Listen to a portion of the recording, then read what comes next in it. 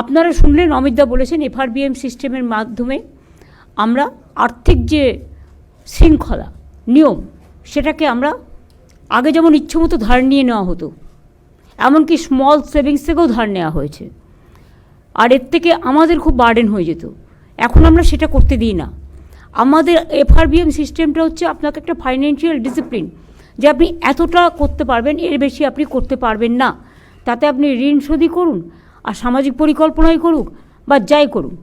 সুতরাং সেটাকে মেনটেন করতে গিয়ে আমরা মনে রাখবেন, একজন কেউ যদি সুদে মানে ইন্টারেস্ট যদি কেউ মানে ধার করে, তার শোধ হতে হতে হতে হতে যুগের পর যুগ পেরিয়ে যায়।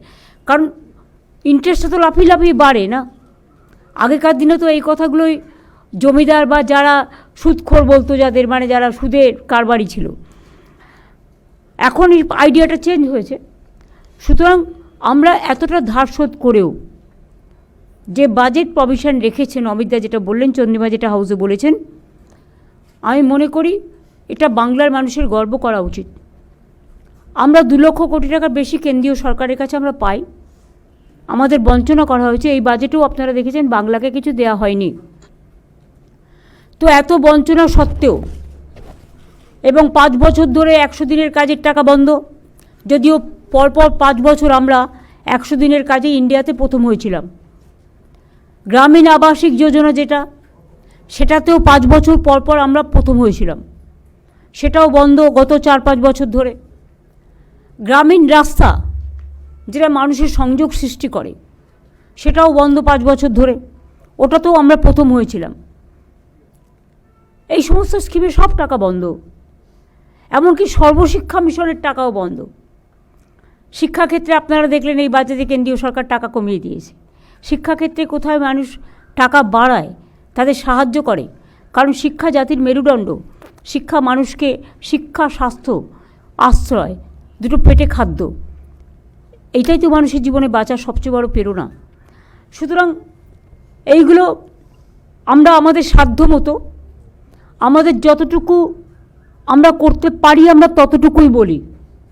আমরা কিন্তু এটা নয় যে ইলেকশন ইয়ার আসছে বলে আমরা কিছু বললাম সেটা করলাম না, তা নয়। আমরা যেটা বলি সেটা আমরা চালুও করে দিই সেই টাইমে। কারণ আমি মনে করি কথা দিয়ে কথা রাখাটা মানুষের বড় ধর্ম। আপনারা দেখেছেন প্রত্যেকটা ইলেকশনের আগে আমরা যেটা বলেছি, আমরা সাধ্যমতো তার যে মেন কি পয়েন্টগুলো আমরা করেছি। এবং আজকেও যে বলা হলো লক্ষ্মীর ভাণ্ডার, ফেব্রুয়ারি মাস থেকেই তারা পাবেন। 500 টাকা করে বেড়ে গেল সবার জন্য।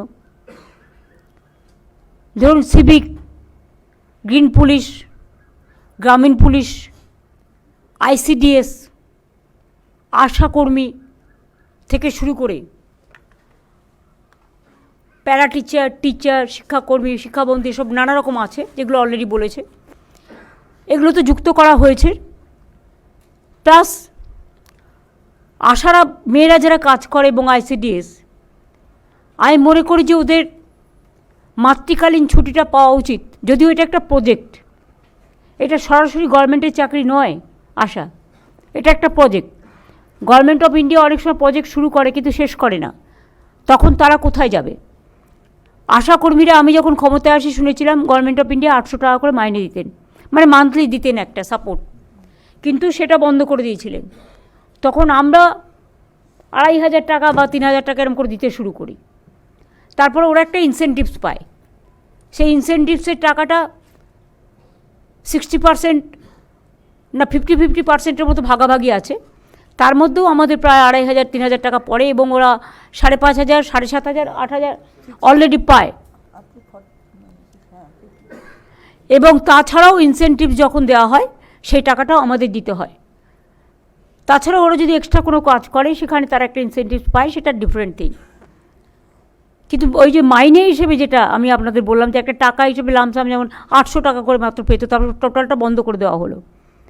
সেখান থেকে বাড়িয়ে আমরা 5250 ছিল, আজকে 1000 বেড়ে গেল। হ্যাঁ, এটা কিন্তু ইনসেন্টিভ ছাড়া, প্লাস ইনসেন্টিভ বাবদ আমাদের বছরে 2500-3000 সেটাও আমরা কন্ট্রিবিউট করি। তো এবং তাছাড়া 1 মাস করে এরা যে মাতৃকালীন ছুটি সেটাও পাবে, এবং কর্মরত অবস্থায় কেউ মারা গেলে 5 লক্ষ টাকা ক্ষতিপূরণও পাবে। এটা সবার জন্যই করা হয়েছে। গিগ ওয়ার্কার আপনারা জানেন, ডেলিভারি বয় গার্লস যারা আছেন তারা অনেক কাজ করে, সবার বাড়িতে বাড়িতে হোম ডেলিভারি করে। তাদের কোনো সুরক্ষা নেই, সামাজিক সুরক্ষা, এবং কোথাও আজকে এখানে কাজ করছে, কাল ওখানে কাজ করছে। এটাও একটা আনসার্টেনটি অফ দ্য লাইফ। আমাদের সামাজিক সুরক্ষা যোজনা আছে, আমরা এখন থেকে তাদের বলবো, আমরা একটা পোর্টাল করে তাদের অ্যাপ্লাই করতে সুযোগ দেব, যাতে তারা অ্যাপ্লাই করতে পারে। অ্যাপ্লাই করলে একটা সার্ভে হবে, তারপরে গিগ ওয়ার্কারদের সামাজিক সুরক্ষার অনেক সুযোগ আছে, সেই সুযোগগুলো তারা পেতে পারে। কেউ মেয়ের বিয়ে দিলে 2 লাখ টাকা পায়, তারপরে অসুস্থ হলে পায়, তারপরে মরে গেলে পায়, এরকম নানা রকম সুযোগ সুবিধা আছে।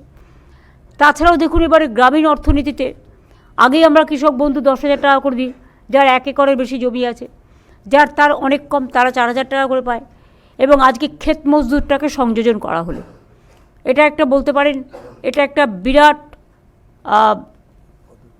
পদক্ষেপ।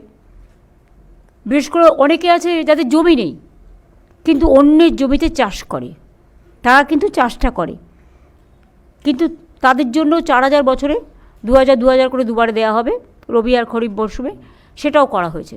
এছাড়া অনেক গরিব চাষি আছে যারা পাম্পে করে জল তোলে, বা ধরুন নলকূপে জল তোলে। গভর্নমেন্টের খরচাটা ছিল 1,500 থেকে 2,000 টাকা মাসে, আর প্রাইভেট থেকে নিলে ওটা 2,500-3,000 টাকা হয়ে যেত।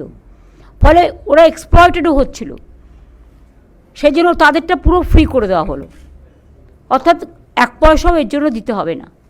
এটা একটা চাষি ভাই বোনেদের কাছে, এবং বিশেষ করে যারা গরিব চাষি, যারা পারে না জোগাড় করতে, তাদের জন্য একটা বড় পদক্ষেপ। এবিপি আনন্দ এগিয়ে থাকে, এগিয়ে রাখে।